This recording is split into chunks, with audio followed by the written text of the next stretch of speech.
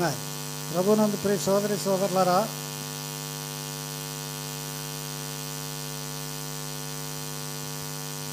ఇందులో హనోకు చనిపోకుండా ప్రభు తీసుకొని వెళ్ళిపోయాడట. నేను చిన్నప్పుడు విన్నది ఏమిటంటే, దేవుడు హనోకు ఇద్దరు అటు దేవుని ఇంటికి ఇటు హనోకు ఇంటికి ఒకరోజు అటు పోయేవాళ్ళు, ఒకరోజు ఇటు వచ్చేవాళ్ళు. ఒకరోజు అటు పోయేవాళ్ళు, అయా మా ఇల్లు దూరం అవుతుంది, నేను పోతా అని హనోకంటే రైట్ పో అని అనేవాడట. ఇంకొక రోజు వాళ్ళు మధ్యలో ఎక్కడో కలుసుకొని దేవుడు హనోకు కలిసి నడిచి వచ్చి వచ్చి వచ్చి హనోకు వాళ్ళ ఇంటికి దగ్గరికి వస్తామన్నప్పుడు దేవుడు అనేవాడట, మరి నా ఇల్లు దూరం అవుతుంది కదా అంటే సరే పో అనేవాడట. అట్లా రోజు నడుచుకుంటూ అటు ఇటు నడుచుకుంటూ ఉండేవాళ్ళు. ఎక్కడ కలుసుకునేవారో మరి దేవునితో కూడా నడుచుకునేవాడట. అయితే ఒక రోజున పరలోకానికి దగ్గరగా పోయి ఇద్దరు హనోకు మరియు దేవుడు ఇద్దరు అక్కడ దాకా పోయిన తర్వాత, ఇక మా ఇల్లు దగ్గరగా నేను పోతా అంటేను, ఇంకా నువ్వేం పోతావులే చీకటి పడుతుందిరా మా ఇంటికి రా అన్నాడు. ఆ పోయిన పోవటం మళ్ళీ తిరిగి రాల. ఎంత ఆశ్చర్యమో చూడండి. దేవుడు అతనిని తీసుకుని పోయాను. ప్రియమైన సోదరి సోదరులారా, ఇక్కడ ఇన్సిడెంటల్ స్టడీగా మనం నేర్చుకోవాల్సింది ఏమిటంటే, హనోకు కుమారుడు ఎవరు? మెతుషల అని ఉందా? హనోకు ఎన్నేళ్ళు బ్రతికాడు? 365 ఏళ్ళు బ్రతికాడు. ఒక సంవత్సరానికి ఎన్ని రోజులు? 365 రోజులు. కాబట్టి హనోకు జీవితాన్నే ఎంతకాలం బ్రతికాడు అనేది మనం గుర్తుపెట్టుకోవచ్చు సులభంగా. 365 సంవత్సరాలు బ్రతికాడు. మరి అతని కుమారుడు ఎంతకాలం బ్రతికాడు? మెతుషల 969 సంవత్సరాలు. అక్కడ ఉంది, చదవచ్చు మీరు. మెతుషల ఎంతకాలం బ్రతికాడు? 969 సంవత్సరాలు. హనోకు ముందుగా చనిపోవటం ఏమిటి? కుమారుడు ఘనంగా 960 సంవత్సరాలు బ్రతకటం ఏమిటి? ఇందులో ఏదో తిరకాసు ఉంది, ఏదో ఆంతర్యం ఉంది అనిపిస్తుంది. ఎందుకంటే తల్లిదండ్రులను గౌరవించిన వారు, తల్లిదండ్రులను ఘనపరిచిన వారు, తల్లిదండ్రులను ప్రేమపూర్వకంగా ఆదరించిన వారు ఎక్కువ కాలం బ్రతుకుతారు. ఆ విషయం నిర్గమకాండం 20వ అధ్యాయము 12వ వచనంలో ఉంది, చూడండి. నిర్గమకాండము 20వ అధ్యాయం 12వ వచనం.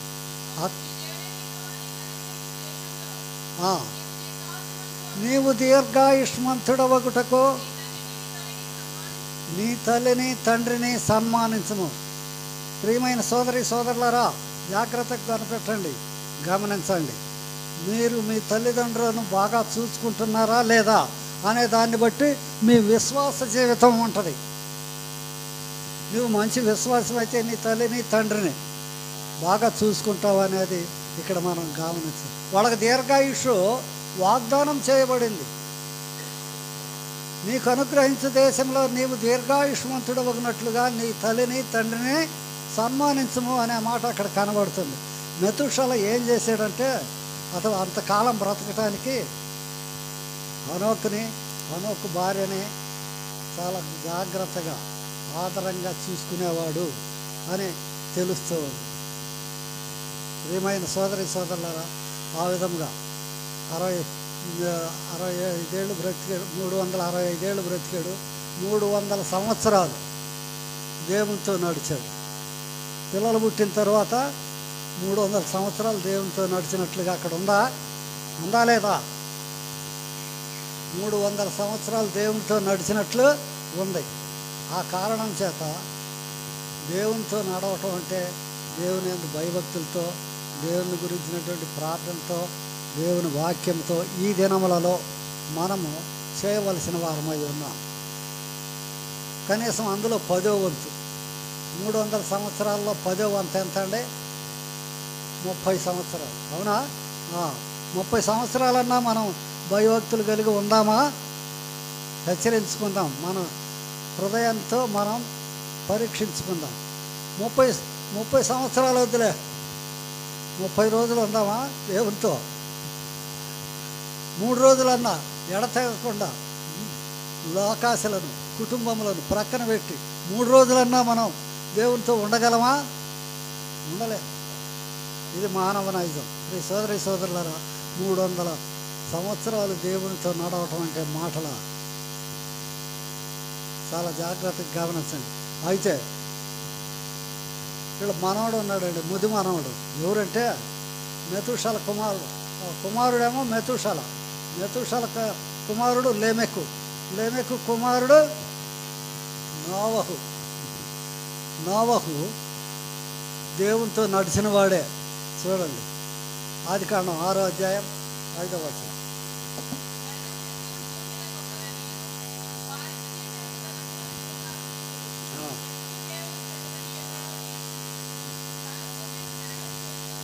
వచనం 9 అందరూ చదవండి. 6:9.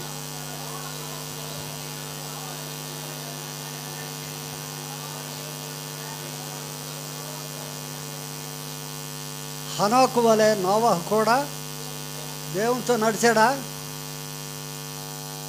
నడిచాడు. ఇట్టంటే నడవలేదని అర్థం. ఒకరు ఇందులో ఏం చేస్తున్నారు, ఇట్ట అంటున్నారు. ఇట్టంటే నడవలేదని. దేవునితో నడిచాడా? నడిచాడు. 29వ వచనం చూడండి. 6:29 ఉండండి. 6:29 కాదు, 9:29.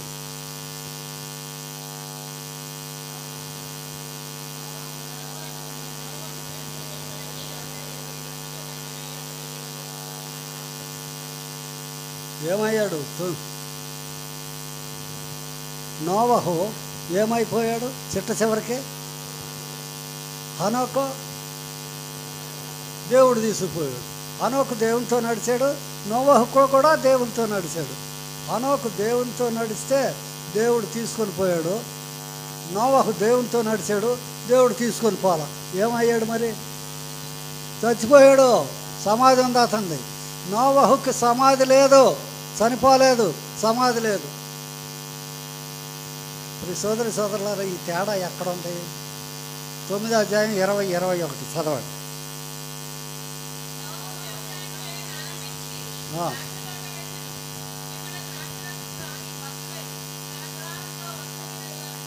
చాలు. ఇప్పుడు ఎట్లుంది పరిస్థితి?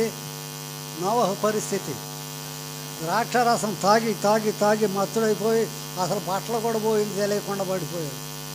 అక్కడ జిల్లా పరిషత్ సెంటర్లో ఒకడు పండుకున్నాడు. బట్టలు లేవు, ఏమి లేవు. ఏంది వీడు బోర్ల పండుకున్నాడు, బట్టలు లేవు అని వాడు తాగి పండుకున్నాడండి అన్నాడు. ఆ దశలోకి వచ్చాడు ఎవరు? నోవహు. సోదరి సోదరులారా, దేవునితో నడిచి చిట్ట చివరకు ఏమయ్యాడు? నోవహు మృతి చెందెను. 5వ అధ్యాయంలో మనం జాగ్రత్తగా గమనిస్తే హనోకుకు ముందు 6 మృతి చెందెను, మరణించాను, మృతి చెందెను అనే మాటలు ఉన్నాయి. మీరు చదివారా? ఉదాహరణ 1-2 చూపిస్తాను చూడండి. ఆదికాండం 5వ అధ్యాయం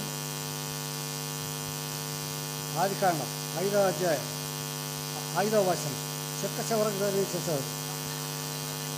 ఆదాము బతికిన దినములన్నీ 937.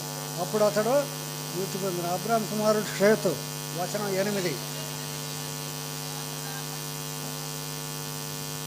తరువాత 11. తర్వాత 14.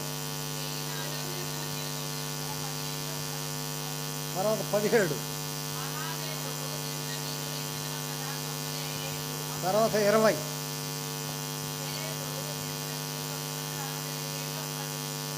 అందరూ మృతి పొందిన అని ఉంది. దేవుడు ఆదికాండం 2:17లో నీవు ఆ వృక్ష ఫలము తిను దినమున నీవు నిశ్చయముగా సత్యదవు అని శపించితే, దేవుడు సైతానుడు 3వ అధ్యాయం 4వ వచనంలో ఏం చెబుతున్నాడు? మీరు సావరే అన్నాడు. చూడండి, 3వ అధ్యాయంలో సైతానుడు ఏమన్నాడు? సావనే అన్నాడు. ఇది ఎవరి మాట నమ్మాలా? దేవుని మాట నమ్మాలనా, సైతానుడి మాట నమ్మాలనా? మరి సైతానుడు ఎందుకు చెప్పాడు సావరని? వాడు అబద్ధికుడు అండి. అబద్ధికుని మాట వింటారండి ఈ రోజుల్లో ఎక్కువ మంది. సత్యము చెప్పే వాళ్ళ మాట నమ్మరండి, వినరండి, తిరస్కరిస్తారండి. సోదరులారా, జాగ్రత్తగా గమనించండి. సైతానుడు మీరు సావనే సావరన్నాడు. దేవుడు ముందుగానే చెప్పాడు మీరు నిశ్చయముగా చచ్చేదరు అన్నాడు. ఎవరు అబద్ధికుడు? సైతానుడు అబద్ధికుడు. ఆ విషయం యోహాను సువార్త 8:14 ఉంది చూడండి. యోహాను సువార్త 8:44.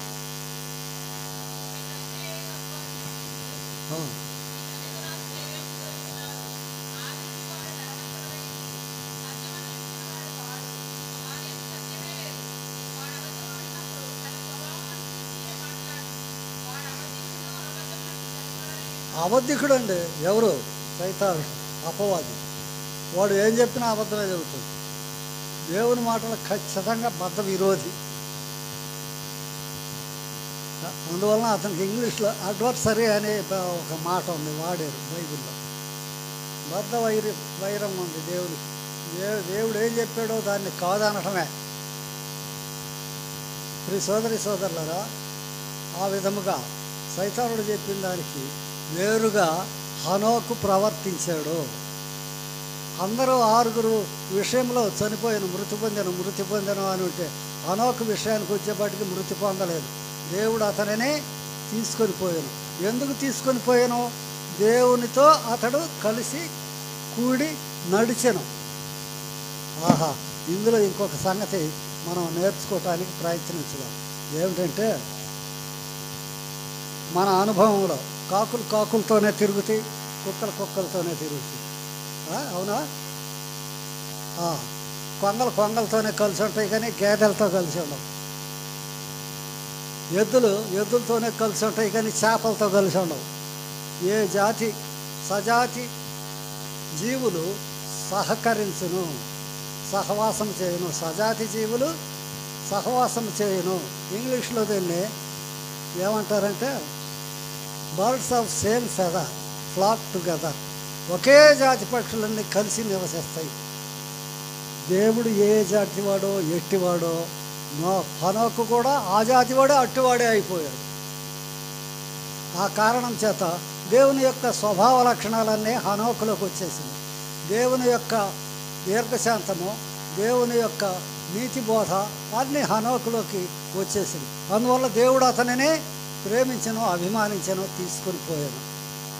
సోదరి సోదరులారా, దీన్ని మనం సవాలుగా తీసుకుందామా? హనోకు జీవితాన్ని మనం కూడా అదే విధంగా ఉండటానికి ప్రయత్నించుదాం.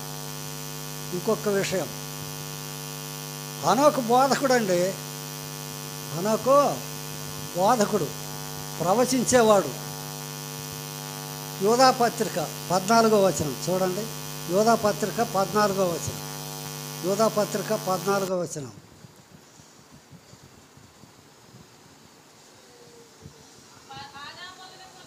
ఆదాము మొదలుకొని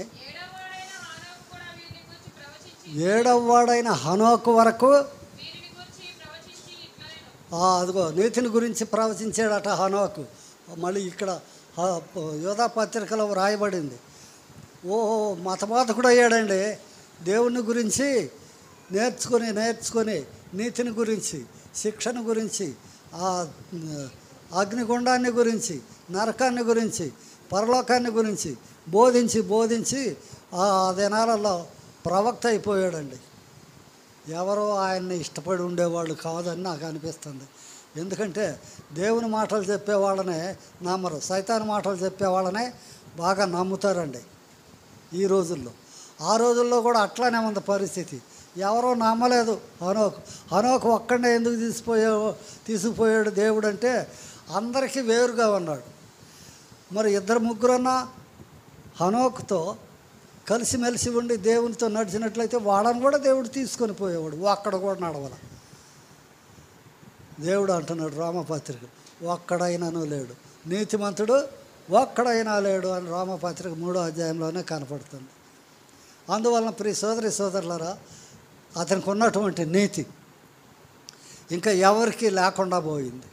ఆ కారణం చేత దేవుడు హనోకును ఒక్కడనే తీసుకొని పోయాడు. నోవహును తీసుకొని పోయాడా? తీసుకొని పోలేదు. నోవహు ఏమవుతాడు? హనోకుకి నోవహు కుమారుడు హనోకు కుమారుడు మెతూషల. లేఖనాలు చూసుకోవచ్చు. మెతూషల కుమారుడు లేమెకు. లేమెకు కుమారుడు మనవడు కాదు, ముది మనవడు, గ్రేట్ గ్రాండ్ సన్, ముది మనవడు అండి. ఎవరికి? హనోకుకు ముది మనవడు నోవహు. దేవునితో నడిచాను, మనం చదివాం. పరలోకమునకు పోలేకపోయాను. కారణం ఏమిటి? తాగే మత్తుగా ఉన్నాడు, బట్టలు కూడా పోయింది, తెలియకుండా పండుకున్నాడు. ఆహా, ఇది ఎంత నీచమైన పరిస్థితి! జాగ్రత్తగా గమనించండి. ప్రియ సోదరి సోదరులారా, దేవునికి ఇష్టడై ఉండట హనోకుకు నోవహుకు సాధ్యం కాలేదు, హనోకుకి సాధ్యమైంది. అందువలన దేవుడు అతన్ని తీసుకొని పోయాడు. దేవునికి ఇష్టడై ఉన్నాడు. జాగ్రత్తగా గమనించండి. దేవునికి ఇష్టడై ఉన్నాడు, దేవునికి ప్రియమైన వాడు అయితేనే. ఆమోసు గ్రంథంలో ఏముందంటే 3:3 ఆమోసు గ్రంథంలో ఏముందంటే చూడండి, సమ్మతింపకుండా ఇద్దరు కూడి నడుతురా. చాలు. సమ్మతి లేకుండా నేనంటే నీకు గిట్టదు, నువ్వంటే నాకు గిట్టదు, ఇద్దరం కలిసిమెలిసి చేతులు పట్టుకొని నడుస్తామా? కుదరదు. ఇది మరి ఎట్లా? సమ్మతి ఉండాలండి ఇద్దరు కలిసి నడవటానికి కూడా. ఇద్దరు కలిసి నడవటానికి కూడా అగ్రిమెంట్ ఉండాలి, ఇద్దరి మధ్య సమ్మతి ఉండాలి. ఆ సమ్మతి లేకుండా ఇద్దరు కలిసి నడవలేరు. దేవుడు హనోకు కలిసి నడిచారు అంటే ఇద్దరు ఒకరికొకరికి సమ్మతి అయింది. ఇంకొక మాట హెబ్రీ పత్రిక 11వ అధ్యాయంలో హనోకుని గురించి వ్రాయబడింది. చదవండి. హెబ్రీ పత్రిక 11:5-6 వచనాలు. విశ్వాసమును బట్టి హనోకు చాలు ఉండండి. విశ్వాసికి మరణము లేదు అనేది ఇక్కడ మనం గమనిస్తున్నాం. విశ్వాసము లేకుండా దేవునికి ఇష్టడై ఉండుట అసాధ్యము అనే మాట ఇక్కడ చూస్తాం. విశ్వాసము కాబట్టి హనోకు విశ్వాసే, బిలీవర్. అప్పటికి యేసు ప్రభు పుట్టలేదు, దేవుణ్ణి నమ్మాలన్నది ఖండితంగా వ్రాయబడలేదు. చర్చిలు లేవు, పాస్టర్లు లేవు, బోధకులు లేరు, ఎవరు లేరు. దేవునికి ఇష్టడై ఉన్నాడు. ఇది ఎంత ఘనమైన సంగతి! అందుకే దేవుడు అతన్ని తీసుకొని పోయాడు. మరణము చూడకుండానట్లు ఏం చదివేవారు? కొనుకోబడను. మరణం లేదు. హెబ్రీ పత్రిక 9:27లో ఒక్కసారి మాత్రమే మనుషులు సరిపోవాలని ఉంది. చదవండి పెద్దగా. ఒకసారి మాత్రం చనిపోవాలి. మరి ఈయన చనిపోలేదుగా, ఎట్లా? అలానే 2వ రాజుల గ్రంథంలో ఏలియా ఏమయ్యాడు? చచ్చిపోలే. ఆయన కూడా చనిపోకుండా పైకి వెళ్ళిపోయాడు. దేవుడు వచ్చి అగ్ని గుర్రముల రథములతో తీసుకొని వెళ్ళాను. మరి ఎట్లా వీళ్ళిద్దరి సంగతి? ఒకసారి మరణించాలి. మానవుడై పుట్టిన తర్వాత యేసు ప్రభువు కూడా తప్పల. మానవుడై పుట్టినందుకు ఒకసారి మరణించాడా లేదా? యేసు ప్రభువు మరణించాడు. యేసు ప్రభువుకి తప్పకపోతే హనోకు ఏలియాల మాట ఏమిటి? మళ్ళీ వస్తారండి చనిపోవటానికి. అది ప్రకటన గ్రంథంలో ఉంది. అది బైబిల్ స్టడీలో చెప్పుకుందాం. ఇప్పుడు అది దానిలోనికి పోతే చాలా టైం పడుతుంది. ప్రియ సోదరి సోదరులారా, మళ్ళీ ఒకసారి మరణించడానికి వాళ్ళు ఈ భూమి మీదకి వస్తారు, అది వేరే విషయం. హనోకు మరణము చూడకుండా ఉండే రీతిగా ఆయన పరలోకమునకు ఎత్తబడెను. అది కాబట్టి అతడు విశ్వాసి అని తెలుస్తుంది. దేవుని యందు విశ్వాసం లేకుండా దేవునికి ఇష్టడై ఉండుట అసాధ్యము అనే మాట మనం అక్కడ చదువుతూ ఉన్నాం. అతడు ప్రవక్త అని తెలుస్తుంది. ముందుగా జనాలకి ప్రవచించాడు, దేవుని వాక్యాన్నే ప్రకటించాడు. నీతిని గురించి, తీర్పుని గురించి, నరకాగ్ని గుండాన్ని గురించి, పరలోకాన్ని గురించి. ఆహా, అది చెప్పి చెప్పి చెప్పి విసిగెత్తి 300 సంవత్సరాలు చెప్పి ఇక వీలు పడక వెళ్ళిపోయాడు. అదే దినములలో లెమెకు అనేవాడు ఒకడు ఉన్నాడు, 4వ అధ్యాయంలో ఉంటాడు. అతడు 2 భార్యలను చేసుకున్నాడు అదే రోజుల్లో. ఆదా అనే ఆమెను, సిల్లా అనే ఆమెను ఇద్దరిని చేసుకున్నాడు. వాడు ఒక పద్యం రాశాడు. ఓ ఆదా, ఓ సిల్లా, ఓ ఆదా, ఓ సిల్లా అని పద్యం పాడతారుగా నాటకాలు. అట్నే పాడటానికి ఈ 4వ అధ్యాయం ఉంది చూడండి.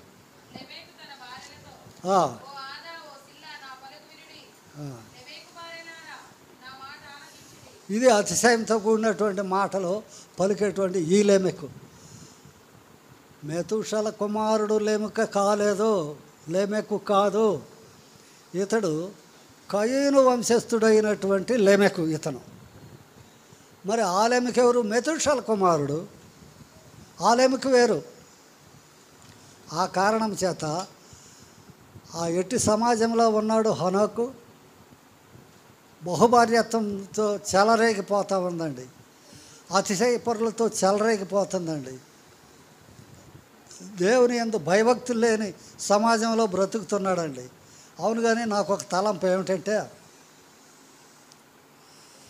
ఈ మధ్య మన బ్రాంచ్ చర్చెస్లోనే ఒక పాస్టర్ సేవకుడు ఫోన్ చేసి, అన్నా నువ్వు బైబిల్ బాగా చదువుతున్నావా అన్నాడు.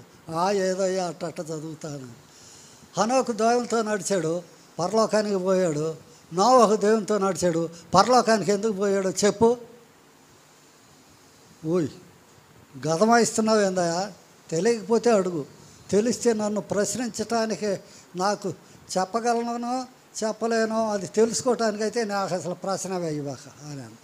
లేదన్నా పొరపాటు అయింది, గదమాయింపు కాదు, కానీ అసలు ఏమైందో చెప్పు. పరలోకానికి హనోకు వెళ్ళిపోయాడు, నోవహు వెళ్ళిపోలేదు. నోవహు కూడా దేవునితో నడిచాడు, హనోకు దేవునితో నడిచాడు. ఇద్దరిలో తేడా ఏమిటి అని అంటే, అప్పుడు 9వ అధ్యాయం 20-21 వచనాలు చదవమంటే తెలిసిందన్న థ్యాంక్స్ తెలిసిందన్న.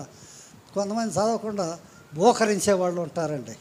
వాళ్ళకి నెమ్మదిగానే నెంపాదిగానే జవాబు చెప్పాలి. ప్రియ సోదరి సోదరులారా, ఆ విధముగా అతడు ప్రవక్త, నీతిని గురించి ప్రకటించాడు. అతడు విశ్వాసి, దేవుని యందు భయభక్తులు కలిగిన వాడు అయ్యాడు. ఎటువంటి సమాజం? బలాత్కారులతో, బహుభార్యత్వములతో, మరి అక్రమకారులతో, బలాత్కారులతో. 6వ అధ్యాయంలోనే ఉంది, బలాత్కారంతో నిండి ఉండేనో అనే మాట ఉంది 6వ అధ్యాయంలో. అలాంటి సమాజంలో బ్రతుకుతూ హనోకు ఎట్లా పోయాడు? హఠాత్తుగా వెళ్ళిపోయినట్టు కనపడుతుంది. అట్టి దశ నిజమైన విశ్వాసులమైతే మనకు కూడా వర్తించును. మొదటి తెస్సలోనీయులకు రాసిన పత్రిక 4వ అధ్యాయం 17వ వచనం. 4వ అధ్యాయం 17వ వచనం. మొదటి తెస్సలోనీయులకు రాసిన పత్రిక 4వ అధ్యాయం. ఆ మీదట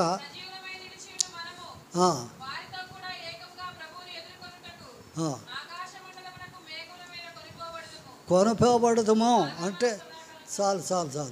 కొనిపోబడదుము అనేది మనకు అఫర్మేటివ్గా వర్తించేటువంటి విషయం. హనోకు ఏ రీతిగా పరలోకమునకు వెళ్ళానో, తరువాత ఏలియా ఏ రీతిగా పరలోకమునకు వెళ్ళానో, అదే రీతిగా మనం కూడా పరలోకానికి వెళ్ళిపోవటం ఈ యొక్క లేఖనం యొక్క విషయం. ఎట్లా వెళ్తాం? 1 కొరింథీ 15:50. 1 కొరింథీ 15:50. రక్తమాంసములు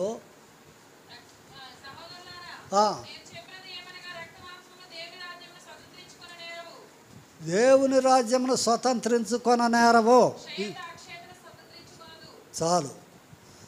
ఈ శరీరంలో రక్తమాంసములు ఉన్నవి, ప్రతి శరీరంలోనూ ఉన్నవి. ఇవి పరలోక రాజ్యానికి పనికిరావు. ఇవి వట్టివి, కేవలం మట్టిలోనే కలిసిపోవలసి ఉన్నది. అయితే మరి వీళ్ళు చనిపోకుండా వెళ్ళిపోయారు. ఎట్లా పోయారు? శరీరం మార్చబడిందండి.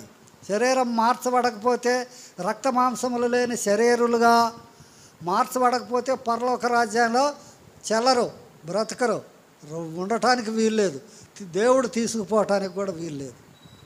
రక్తమాంసములు పరలోక రాజ్యమును స్వతంత్రించుకొన నేరవు అన్న కారణాన్ని బట్టి హనోకు కానీ ఏలియా కానీ రక్తమాంసములు కలిగిన శరీరంతో పోలేదు. మరి ఎట్లు పోయిరి? మార్చబడిన శరీరంతో పోయిరి. ఎట్లు మార్చబడదురు? మొదటి కొరింథీ 15:52. ఇదిగో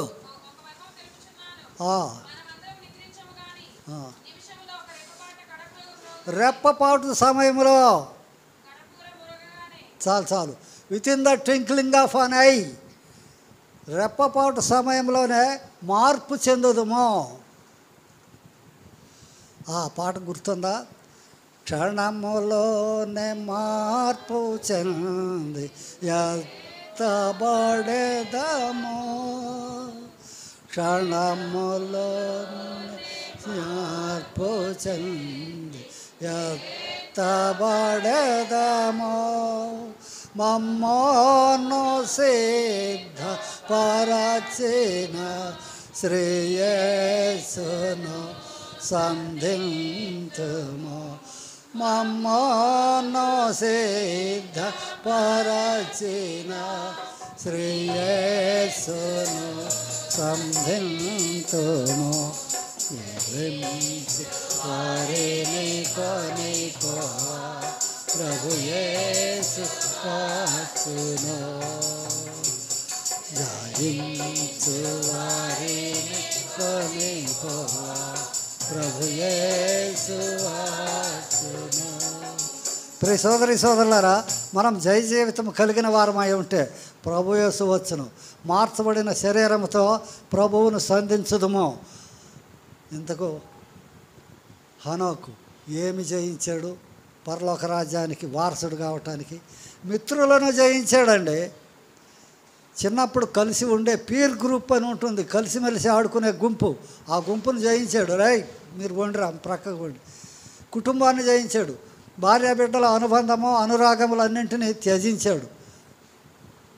ఆ కారణం చేత ఇంకా పోకిరి చేష్టల వాళ్ళు కొంతమంది ఉంటారు, వాళ్ళతో కూడా కలిసి తిరిగి ఉన్నాడు చిన్నప్పుడు. వాళ్ళనేది వదిలేశాడు. అన్నింటినీ వదిలేసి దేవుని యందు విశ్వాసిగా ఒక ప్రవక్త అనే మాట మనం చదివాం యోధా పత్రికలో. ఆయన విశ్వాసి అనే మాట చదివాం హెబ్రీయులకు రాసిన పత్రిక. క్షణంలోనే మార్పు చెంది వెళ్ళిపోయాడండి. ప్రియ సోదరి సోదరులరా, ఆ దశ నీకు నీకు నీకు నీకు నాకు అందరికీ వర్తిస్తుంది.